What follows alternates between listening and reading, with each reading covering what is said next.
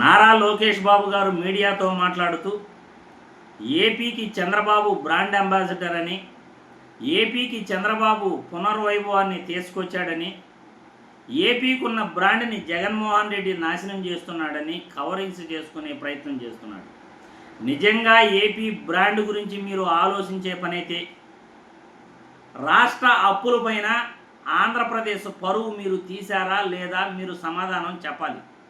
గత ప్రభుత్వంలో వైసీపీ ఎంత అప్పు చేసింది, అంతకుముందు మీరు ఎంత అప్పులు చేశారు, మీరు 2024 ఎన్నికలలో రాష్ట్ర అప్పు ఎంతని మీరు ప్రచారం చేశారు.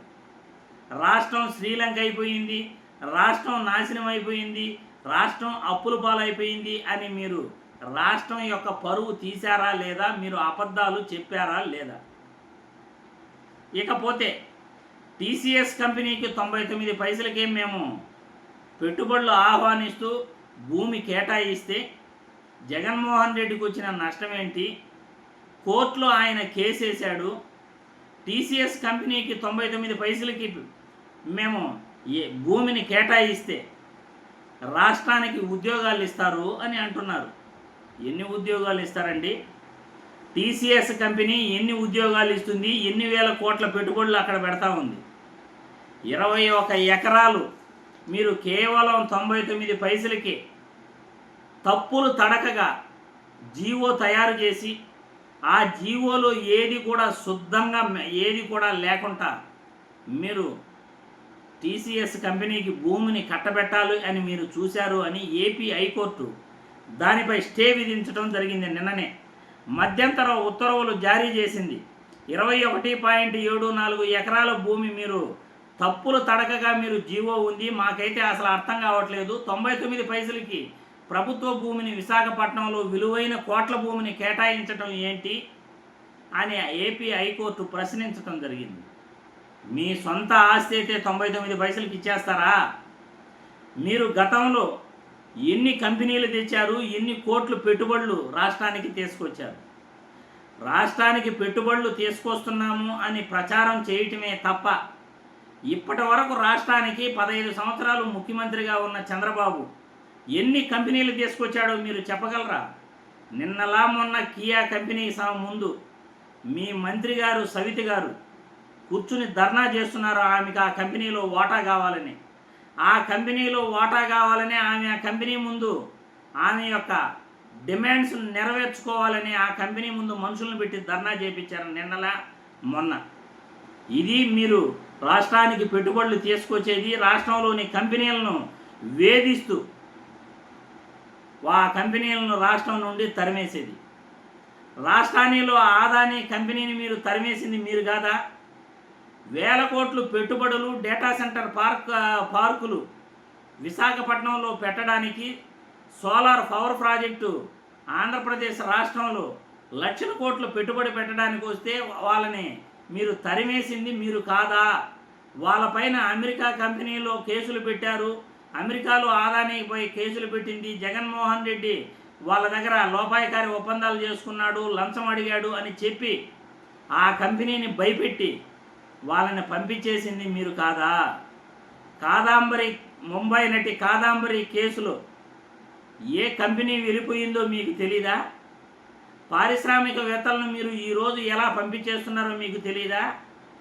జమ్మలమడుగులో ట్రాష్ కార్ట్ ఇది జమ్మలమడుగులో మీ ఆదినారాయణ రెడ్డి గారు ఈరోజు కంపెనీలపై ఏ విధంగా ఆయన దాడి చేస్తూ అక్కడ కాంట్రాక్ట్ ఇవ్వాలని కంపెనీలను ఏ విధంగా బెదిరిస్తున్నాడో మీకు తెలీదా?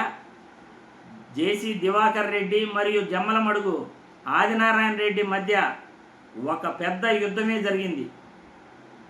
బూడిద కోసం, బూడిదను ట్రాన్స్పోర్ట్ చేసేందుకు వాళ్ళిద్దరు ఎంత గొడవ చేసుకున్నారు. అక్కడ కడపలో ఫ్యాక్టరీలపై దాడులు చేస్తూ అక్కడ వాటాలు కావాలని, తమకు లోపాయకారి ఒప్పందాలు చేసుకోవాలని ఏ విధంగా పారిశ్రామికవేత్తలను భయపెడుతున్నారో మీకు తెలీదా అని నేను ఈ వీడియో ద్వారా ప్రశ్నిస్తున్నాను. ఈరోజు ఉర్సా కంపెనీకి, ఊరు పేరు లేని కంపెనీకి 3,500 కోట్లు విలువైన భూమిని మీరు 99 పైసలకే ఇవ్వాలని చూశారే. ఊరు పేరు లేని కంపెనీకి కూడా కేవలం 5 పైసలు పెట్టుబడి పెట్టని కంపెనీకి, కేవలం కంపెనీలో ఒక్క ఎంప్లాయ్ కూడా లేని కంపెనీకి, కనీసం ఆఫీసు లేని కంపెనీకి 3,500 కోట్లు కట్టబెట్టాలని చూశారే. మరి పెట్టుబడులు మీరా తీసుకొచ్చేది? మీరా పెట్టుబడుల గురించి మాట్లాడేది? గత ప్రభుత్వంలో విద్యార్థులకు ఫీజులు తగ్గిస్తానంటే కోర్టుకు వెళ్ళారు. విద్యార్థులకు ప్రైవేటు కళాశాలలో ఫీజులు తగ్గిస్తే మీకు వచ్చిన బాధ ఏంటో జనాలకి ఎవరికి అర్థం కాదు. ఏడాది కాలం పూర్తయిపోయింది. ఏడాది కాలం పూర్తయి 2 నెలలు పూర్తవుతా ఉంది. మీరిచ్చిన సంక్షేమ పథకాలు ఏ ఒక్కటైనా సక్రమంగా అమలు చేశారా? తల్లికి వందనం అన్నారు.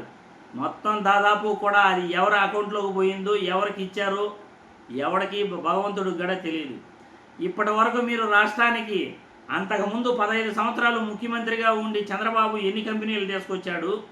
ఇప్పుడు ఎన్ని కంపెనీలు మీరు తీసుకొచ్చారో రాష్ట్రానికి?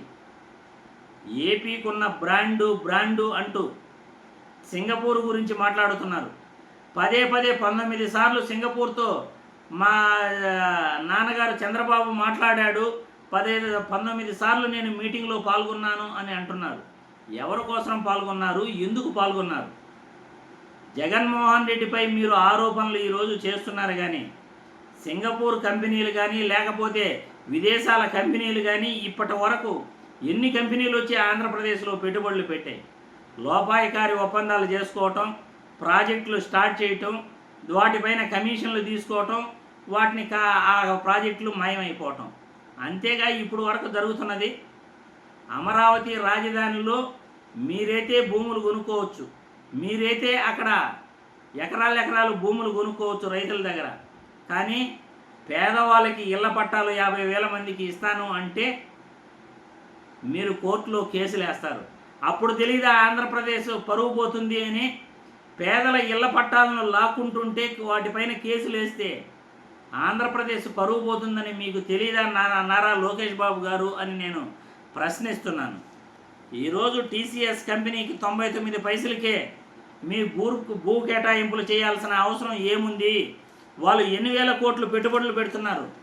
లూలు గ్రూప్కు భూ కేటాయింపులపై విచారణ జరుపుతాము అని హైకోర్టు అంటా ఉంది. లూలు కంపెనీ కోసం మీరు ఎన్ని వేల కోట్లు భూములు తగలేస్తున్నారు వాళ్ళ కోసం. ఈరోజు రాష్ట్రంలో అడ్డదిట్టమైన జీవోలతో భూ కేటాయింపులు చేస్తూ పప్పు బెల్లాల్లాగా ప్రభుత్వ భూమిని మీరు పనిచేస్తుంటే కోర్టులకు వెళ్ళకూడదా? మనం పెట్టుబడులు తేవాలంటే లోపాయికారి ఒప్పందాలతో అఖిలపక్ష మీటింగ్ పెట్టండి. అఖిలపక్ష మీటింగ్ పెట్టి ప్రతిపక్ష నాయకులను అన్ని పార్టీ వాళ్ళని ఆహ్వానించండి.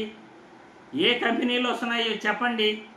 అందరూ కలిసి మాట్లాడి రాష్ట్రానికి కంపెనీలు తీసుకురండి. ఎవరు కాదంటారు? మీరు లోపాయికారి ఒప్పందాలు చేసుకోవటం, జగన్మోహన్ రెడ్డిపై విమర్శలు చేయటమా?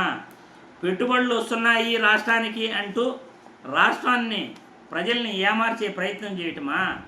చంద్రబాబు ఏపీకి బ్రాండ్ అంబాసిడరా? గతంలో ఏం తప్పు జరిగింది? మీరు ఇప్పుడు సంవత్సర కాలంగా రాష్ట్రానికి ఏం చేశారో మీరు చెప్పండి. విద్యార్థులు నష్టపోయారు. విద్యార్థులకు ఫీజు రీయింబర్స్మెంట్ లేదు. ఈరోజు హాస్పిటల్లో పరిస్థితి అధ్వానంగా ఉంది. పేదవాళ్లకు కార్పొరేట్ ఆసుపత్రుల్లో వైద్యం పూర్తిగా పోయింది. ఆరోగ్యశ్రీ సేవలు నిలిచిపోయాయి. ప్రభుత్వ బడులు పనితీరు పూర్తిగా అధ్వానంగా తయారయ్యింది. మరి ఎవరికి మీరు న్యాయం చేస్తున్నారు? పరిపాలన మీరు ఎలా చేస్తున్నారు? ఈరోజు ప్రజలు మిమ్మల్ని నమ్మే పరిస్థితి ఉందా అని నేను ఈ వీడియో ద్వారా మిమ్మల్ని ప్రశ్నిస్తున్నాను.